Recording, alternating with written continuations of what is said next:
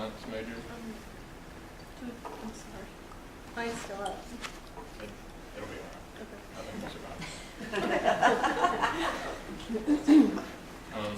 And my topic was biblical allusions in Thomas Hobbes' Leviathan. And I have an interest in Hobbes mostly because I have an interest in political theory and philosophy, because I'm a really exciting person. And this is what I do with my spare time. So just to start things off, I'll give a little background about Hobbes, who most people consider to be a horrible human being, mostly because of this one quote.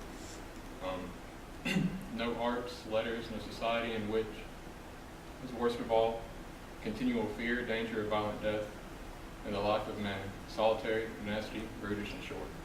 And in this quote, what Hobbes is doing is basically laying out his theory of man's state of nature, where man has not formally created a society yet. So there are no forms of government, there's nothing, just man against man.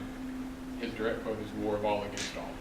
So basically everybody's killing everybody else because there are limited resources and you don't have anything better to do on a Tuesday.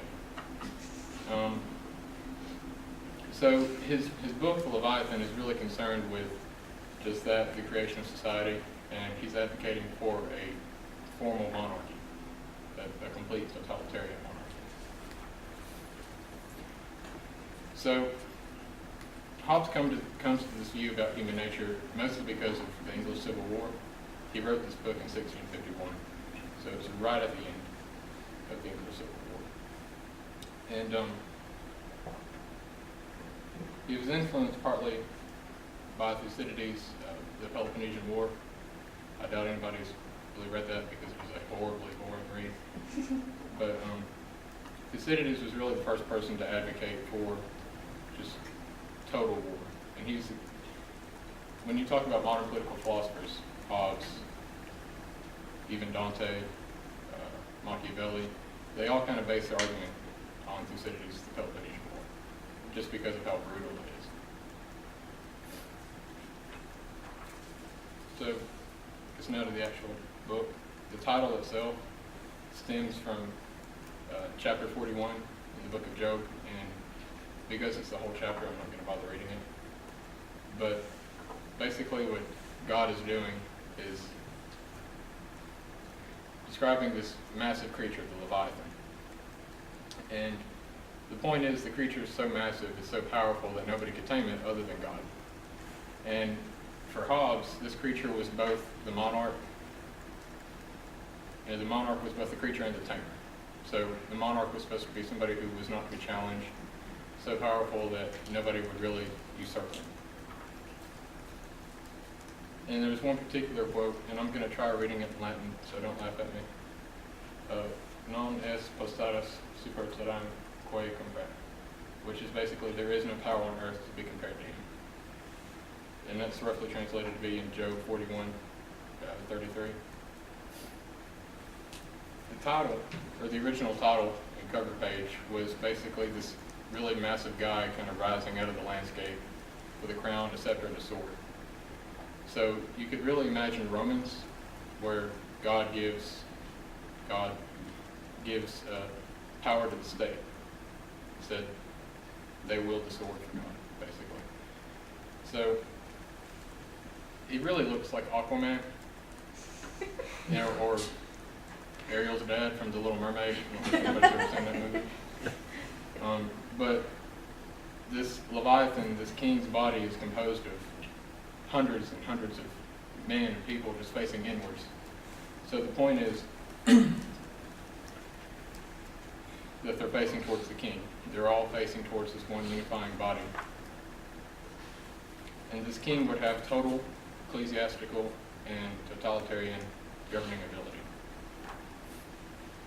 And as for the actual book, its composition, Hobbes draws on a lot of arguments from, or bases many of his arguments on biblical text.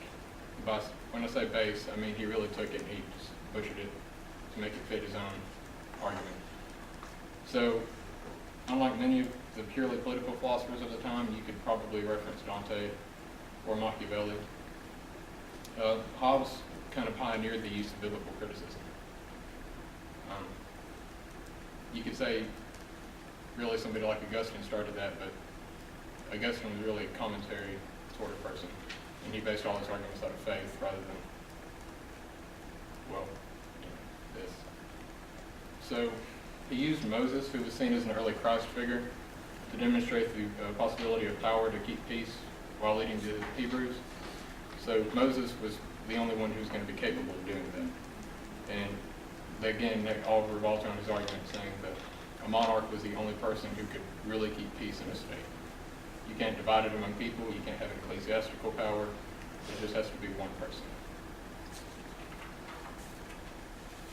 So, the point of all this is that Hobbes used these biblical examples to really put forth an idea that would drive peace and kind of keep England out of another civil war, because it really just destroyed most of the country.